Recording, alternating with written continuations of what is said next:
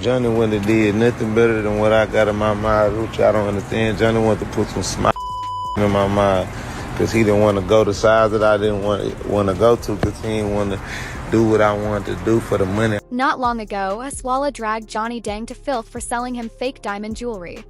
However, word is that NBA YoungBoy just joined the conversation and has even sent a warning to Johnny for the same fake jewelry. Well, let's take a look at how YoungBoy's name ended up in the middle of it. King of Bling, Johnny Dang arrived in the United States in 1996 with no English, no connections, and no money. He was 23 years old when he landed in Houston to reunite with his father, who had escaped Vietnam by boat nearly a decade earlier and set up a small jewelry repair operation in the city. On his second day in the country, Dang was behind a flea market booth, repairing gold by hand. By 1998, he had his first store, TV Jewelry, inside Sharpstown Mall. By 2002, he had a business partner named Paul Wall and a new name for the shop, Johnny Dang & Company. What Dang understood early was the gap between what hip-hop wanted from jewelry and what the industry was offering at the time. He built custom diamond grills that did not require filing down teeth, a painful and standard practice elsewhere. Paul Wall wore them. Rappers saw Paul Wall. They came to Houston. They kept coming. Nelly referenced him in grills in 2006. Kanye West came through. Jay-Z came through. Beyoncé, Travis Scott, Lil Wayne, Chief Keef, 21 Savage, Nicki Minaj, Cardi B. All of them have pieces from Johnny Dang & Company. Simone Biles got custom wedding grills there. In 2023, the shop moved from the mall to a standalone flagship at 624 Richmond A in Houston in 2016. 16,000 square feet, 50-plus jewelers working in-house, a VIP grills wall displaying every celebrity client's mold and photo. The man built an empire worth an estimated $200 million. Not by luck and not by accident, by understanding exactly what rappers needed, delivering it consistently, and treating every client the same, whether they were spending $500 or $500,000. So, when March 2026 arrived and the internet started asking serious questions about what was actually inside those pieces, about whether the diamonds and the chains and grills that had built the empire were what they were sold as, the whole industry paid attention. Claim that drove the conversation was specific and damaging. That Johnny Dang & Co. had been selling lab-grown CVD diamonds to clients while charging them the price of natural mined stones. CVD stands for chemical vapor deposition, a process that creates diamonds in a laboratory by exposing carbon-rich gas to controlled temperatures and pressures. The result is chemically identical to a natural mined diamond. Same carbon structure, same hardness, same fire under light. A basic diamond tester cannot distinguish between the two. Neither can the naked eye or even most trained jewelers without specialized equipment. What distinguishes them is price. A 2-carat natural mined diamond might cost a jeweler $20,000 to acquire. A CVD equivalent of the same size might cost $3,000 to $5,000.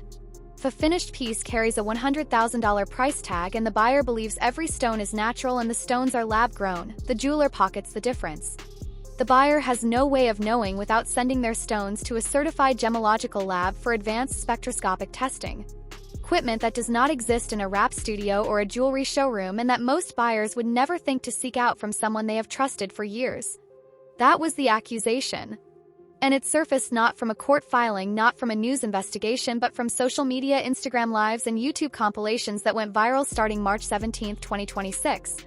Titles like Saucewalla exposes Johnny Dang for selling fake diamonds lit up the hip-hop side of YouTube and spread to TikTok, X, and Facebook within hours. The views climbed into the hundreds of thousands in days. The voice leading the charge was not a journalist or a regulator. It was a Houston rapper named Saucewalla, a man who had spent over 20 years and by his own account millions of dollars as a Johnny Dang customer. And the things he said in those viral clips were not vague or hedged. They were direct, personal, and very loud. The story spread fast because it had the architecture of something people already wanted to believe. That the floss was manufactured. That the shine was hollow. That the rappers wearing hundreds of thousands of dollars in ice might not have known what they were actually buying. And once it started spreading, more names got pulled in. To understand where NBA YoungBoy fits in this story or whether he fits in it at all, you have to start where the fire started with Saucewalla, with 20 years of trust and with the exact moment that trust ran out. 20 years of trust. The relationship between Saucewalla and Johnny Dang was not a business arrangement. It was a bond. kind forged slowly over 2 decades of transactions that blur the line between commerce and brotherhood, where the jeweler knows the client's tooth structure from memory, and the client refers his entire circle to the shop without being asked, not because of an incentive but because of belief. Sauce Wallah, Houston rapper, TSF gang founder, one of the most aesthetically maximalist figures in the city's rap scene, had been spending with Johnny Dang since the early 2000s. He was not a passive customer. He was a walking proof of concept. Every time Wallah stepped out in a piece, every music video flex, every Instagram post, every concert appearance in front of thousands of people, he was putting the Johnny Dang name in front of exactly the audience the brand needed to reach. And over 20-plus years, he reportedly spent millions doing it. The most talked about single purchase in their relationship was the $500,000 Cuban link chain, a deal significant enough that it was reportedly handled inside a Chase Bank branch with Johnny Dang personally delivering the finished piece. Both men posted about it publicly. It was a celebration of what 2 decades of loyalty and spending had produced. I'm the one spent the $500,000. I did that. I'm the only that got the same necklace that Floyd Mayweather got. $500,000. The same piece as Floyd Mayweather. Wallah wore that distinction like a second chain around his neck. Pride of a man who believed his relationship with his jeweler was operating at the highest level money could reach. How many rappers you put the chain on and they walked out this whole, not with you? I see you put it on a lot of the rappers. Even in that same clip, the current of something unresolved runs underneath the surface. Walker knew that other rappers walked through that shop, got pieces put on them, and kept it moving. He understood his own loyalty as something that set him apart from the traffic, as something that deserved to be recognized differently. He had invested in the relationship for 2 decades. He believed in it with his money and his name. The other landmark purchase was the $300,000 diamond ring commissioned in the aftermath of a Memphis shooting that Wallah survived. He walked out of a hospital and walked into Johnny Dang's shop and spent $300,000 on a piece to mark being alive. That is not the behavior of a man with doubts. That is the behavior of a man who, in one of the most charged moments of his life, chose a specific jeweler to celebrate survival. And then at some point between that ring and August 2024, something cracked. The immediate spark for the public break was the grill. Sauce Wallah had a vision. The biggest permanent diamond grill ever made. 21850 plus carats rose gold 3 carat and 1 carat stones throughout a piece that had never been built before and could not be confused with anything that had he went to Johnny Dang first.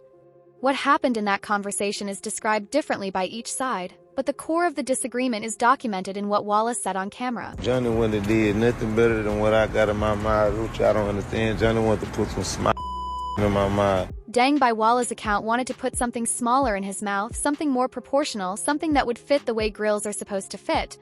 Wallah was not interested. I don't want no free. You wanted to give me some free shit that was way smaller than this. I don't want no free. Dang had reportedly offered Wallah free pieces, a gesture that in any other context between a jeweler and a long-term client would have read as generosity built over years. Wallah heard it as a ceiling being placed on what he was allowed to have. He rejected it completely. I want my money and I want to go over the top, best of the best, biggest of the biggest, make it work. That's not gonna fit. He wanted to pay. He wanted to pay $1 million for the largest grill a human being had ever inserted into their mouth. He wanted a jeweler who would make that happen without flinching. It's not gonna fit in your mouth, correct? It's not gonna, I don't give a fuck if it's gonna fit. Make it fit. Make it fit. That is the sentence that defines the entire break. After 20-plus years, after $500,000 for a single chain, after $300,000 for a ring bought in the shadow of a near-death experience, when Johnny Dong said the piece Wallah wanted could not be made the way he wanted it made, Wallah went somewhere else. He went to Plug Gio, a man who had spent years working inside Johnny Dang's shop as one of its most productive designers before walking out in April 2021 with a list of grievances and critically a set of knowledge about the internal operations of the business that would take years to fully detonate. The $1 million permanent diamond grill that Gio produced was installed at the dentist's office on camera. In the video, Wallah's old Johnny Dang grills were physically removed from his mouth before Joe's work went in. The symbolism was not subtle. 20 years of loyalty removed tooth by tooth. And when those clips hit social media in August 2024 and reignited in March 2026, what had begun as a disagreement over grill dimensions quickly became something far more combustible. Because when Wallah started talking publicly about what he believed was wrong with the pieces he had purchased across 2 decades, the conversation shifted from size to substance, from too small to too fake. And the word that kept surfacing in the viral exposed videos and the social media threads and the YouTube comment sections that lit up with thousands of responses was CVD. The March 2026 exposed videos framed it without ambiguity. Lab-grown diamonds charged at natural diamond prices. Sold to clients who trusted the shop completely and had no reason to question what they were being given. I spent millions with this man. Come to find out, half my ice fake lab disguised as VVS natural. He knew this ain't no mistake. This robbery. Those words broke the internet. And with him came the second voice in the story. The one that said he had not just experienced the alleged fraud from the outside but had watched it operate from within the walls of the shop itself. The insider. In the diamond industry, there is a principle called full disclosure. The foundational obligation that a seller must tell a buyer exactly what they are purchasing. Natural mined stones and lab-grown stones carry different documentation. GIA certificates, the gold standard in gemological certification, the credential that the industry trusts above all others, state clearly whether a diamond was formed over billions of years deep in the earth or grown in a laboratory over the course of several weeks. A jeweler who sells a lab-grown stone without disclosing its origin is not merely being opaque. In the context of a piece priced at natural diamond rates, the allegation is straightforward. It is fraud. Plug Gio, real name Jose Mata, known also as Gio Mata. Plug Gio, or Mr. 10F1, was inside Johnny Dang and Company long enough to understand exactly how the stones were being sourced, how they moved through the manufacturing process, and how they were ultimately represented to the clients paying premium prices for the finished pieces. He arrived as a craftsman. He was good, exceptionally good. His eye for custom design, his speed, and his ability to build and maintain client relationships made him one of the shop's most valuable assets. The scale of his contribution is something Gio himself put into numbers. $9 million in revenue generated in a single year. In the custom hip-hop jewelry business, where individual pieces might range from 10,000 to several hundred, generating $9 million in 12 months requires not just craftsmanship but trust. It requires clients who come back specifically for you, who send their people specifically to you, who build an entire purchasing relationship on the strength of your name within the shop's walls. And then in April 2021, Gio walked out and went on camera. What he described in that 2021 video was the structural foundation of everything that would explode across hip-hop 5 years later. He alleged that Johnny Dang & Co. had been inserting CVD lab-grown diamonds into pieces that were sold to customers as containing natural mined stones, not as a one-time incident or a sourcing error, but as a systemic practice, operating with knowledge of what was being done and to whom it was being done. The economics he laid out were devastating in their clarity. A natural 2-carat diamond might cost the shop $20,000 to acquire on the wholesale market. A CVD 2-carat stone of equivalent visual quality might cost $3,000 to $5,000, sometimes less. The finished piece carries a price tag of $100,000, priced on the promise that every stone is natural. The shop theoretically pockets $60,000 to $65,000 more than it would if it disclosed the origin of the stone and priced accordingly. Multiplied across dozens of pieces per month across years of operation at the scale Johnny Dang & Company operates, the alleged profit margin becomes a staggering number. But Joe's allegations extended beyond the diamond sourcing. They reached into the treatment of the people who made the operation run. He had generated $9 million in a single year for the business. His commission rate was set at 2%. When he pushed back and requested 4%, he was told no. When he requested a raise in base compensation, the offer extended to him was $2 additional per hour. In Joe's own words, "I made you $9 million. $9 million in a year. Just give me 4% commission." He would give me 2% commission. And then when I asked him for a raise, he said, "Oh, I'm going to give you a $2 raise." Then Sauce Walka made his move, and the fuse that had been sitting there since 2021 finally found the flame it needed. It is worth being precise about what CVD diamonds are because precision matters here. They are not fake. They are real diamonds in every scientific and physical sense. Same carbon structure, same hardness rating, same optical properties, same behavior under UV light. Controversy in this story is not about whether lab-grown diamonds are inferior stones. It is about disclosure and pricing parity. If a buyer pays for natural mined stones and receives lab-grown stones at the same price without being told about the distinction, the issue is not quality. It is the integrity of the transaction. And that distinction, real versus natural, disclosed versus undisclosed, is precisely what a basic handheld diamond tester is incapable of resolving. It is what makes Joe's insider testimony about sourcing so structurally damaging to Deng's position. And it is what Deng's own public statement about the near impossibility of distinguishing lab-grown from natural with the naked eye. A statement that is factually correct was read as by a significant portion of the listening audience as something that landed far closer to an admission than a defense. The ripple effect. The March 2026 Johnny Deng scandal spread outward in 3 distinct waves, each traveling in a different direction and finding a different set of names to fold into the narrative. The first wave traveled backward in time, more than a decade backward, to a July 2014 moment that most people in the conversation had either forgotten or never known about in the first place. Chief Keef had been a documented Johnny Deng customer for years, wearing the shop's custom pieces the way serious collectors approach heritage brands, not just as ornamentation but as a declaration of belonging to a specific tier of the culture. In July 2014, he walked into a K Jewelers at a California mall and placed his Johnny Deng pendant and his diamond watch on a standard handheld diamond tester, the thermal conductivity device found at most jewelry counters designed to distinguish diamond material from common simulants like cubic zirconia or moisite. Both pieces registered green. Green in the language of that tester means diamond, not glass, not zirconia, not any of the ordinary substitutes that get slipped into cheaper pieces. Keef posted the result on Instagram. When you see green, who's smart enough to know what that mean? In 2014, it was a clean, confident flex. In 20126, when YouTube recap channels excavated the clip and placed it alongside the new CVD allegations, it became something layered and troubling in ways Keef could not have anticipated when he first posted it. Because the problem at the center of every claim in this scandal is precisely this. Basic diamond testers measure thermal conductivity. The device Keef used in 2014 was structurally incapable of answering the question the 2026 scandal was actually asking. Not whether the stones were diamonds, but whether they came from the earth or from a laboratory. His test proved the pieces were not obvious counterfeits. Could not and did not prove anything about the origin of the stones. The second wave traveled northwest from Houston into Chicago and it arrived via King Yella. Shortly before March 26, 2026, King Yella went live. His broadcast covered O-Block history, King Von, internal Chicago drill politics, and the mythology that surrounds Parkway Gardens as a cultural institution.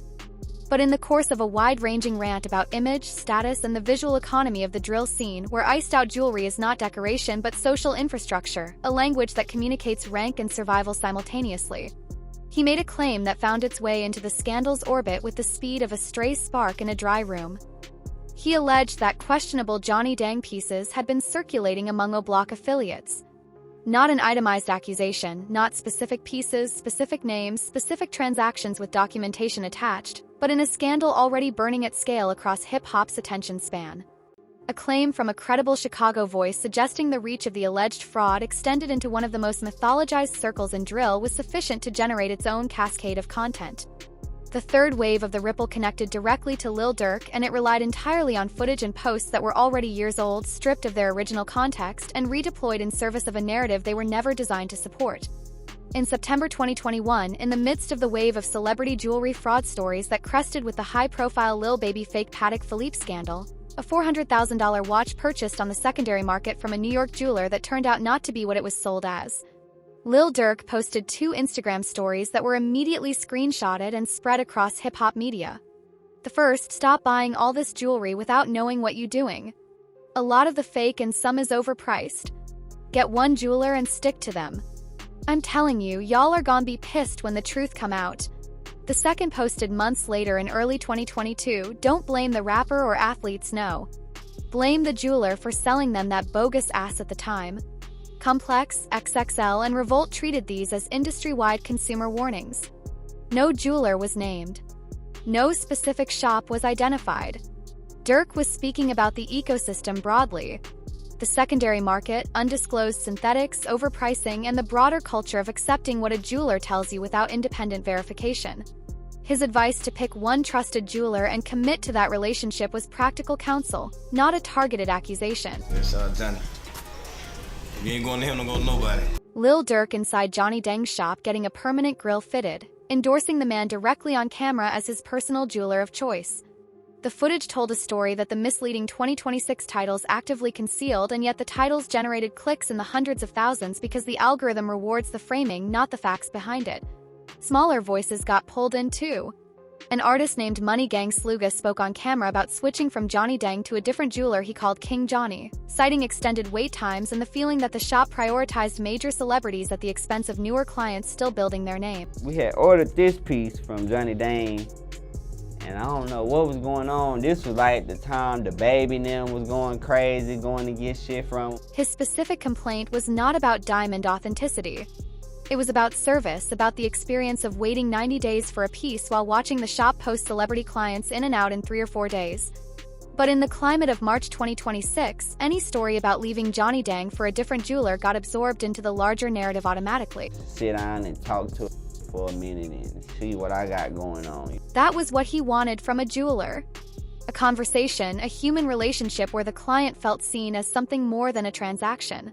What he felt he was not receiving at Johnny Dang.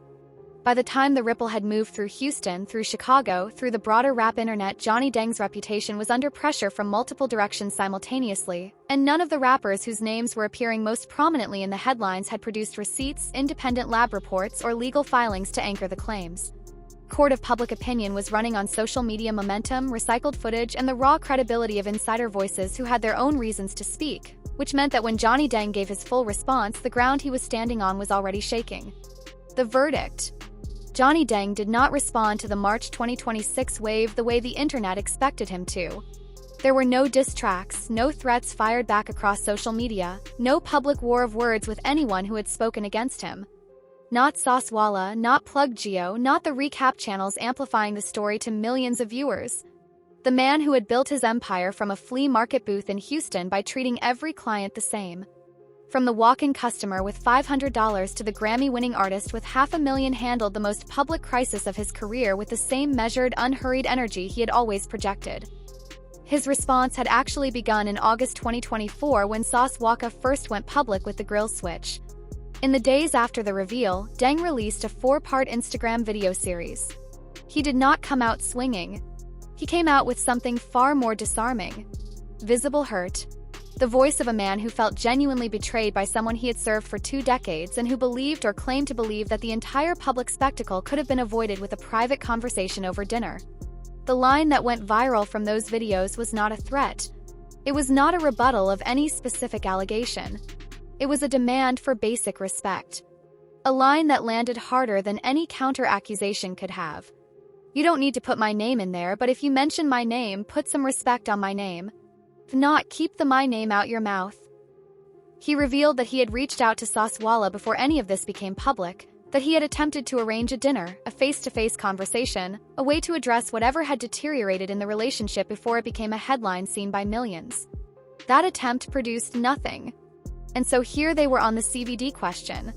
The central allegation, the one that if proven would represent not just a reputational crisis but potential legal exposure. Dang did not offer a categorical denial. Instead, he offered an observation about the nature of the stones themselves. That the difference between a lab diamond and a natural diamond is nearly impossible to see with the naked eye. That even a regular consumer cannot tell the difference. That statement is factually accurate in every respect. And it was heard by a significant portion of the internet not as an educational clarification but as the most damaging kind of near admission. One that answered the wrong question while leaving the right one conspicuously unanswered. He said you cannot tell the difference by looking. He did not say every piece he had ever sold. Carried J certification confirming natural origin. The gap between those two statements became its own conversation. By late March 2026, Dang had shifted his social media strategy toward a sustained transparency campaign. He posted diamond testing videos from inside the shop's manufacturing floor. He documented the in-house stone setting, gold casting, and quality control processes with an openness that had not previously characterized his content at the same level of granularity.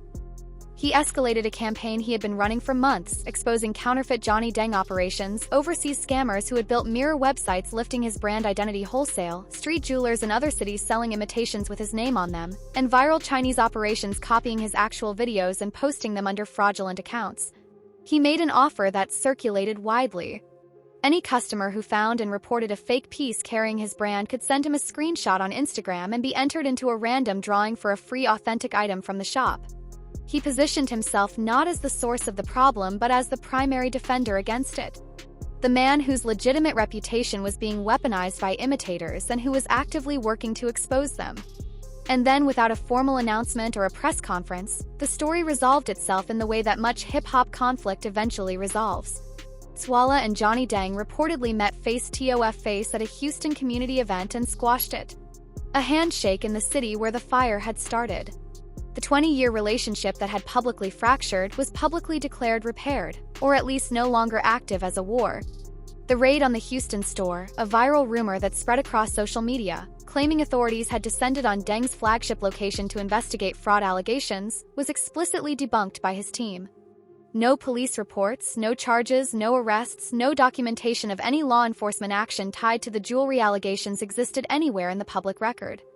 The rumor had spread through the same mechanism as everything else in this cycle, rapidly, loudly, and entirely without verification.